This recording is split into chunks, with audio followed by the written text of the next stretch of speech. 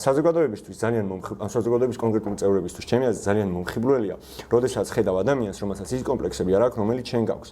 და გინდა რომ იმიტომ რომ ის იმ ენერგიას ასხივებს, რომელი ენერგიასაც ჩვენ მოკლებული ხარ. იმიტომ რომ ის კომპლექსების გარეშე მოქმედებს. შესაბამისად, ეს ხო ადამიანებს იზიდავს, მე სხვა ადამიანებს იზიდავს.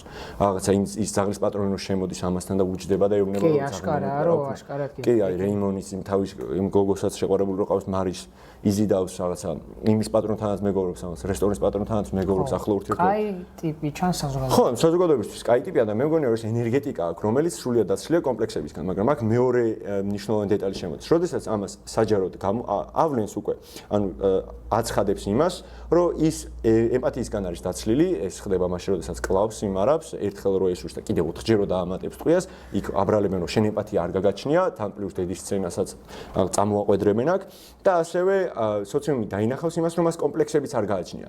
და მე მგონია რომ სოციუმი ამ კომპლექსების არარსებობას ხსნის იმ ელემენტით, აი ის რო შევა მაგასთან, რა ქვია, პროკურორი კი არა და მღვდელი. არა, მღვდელი არა, მღვდელამდე.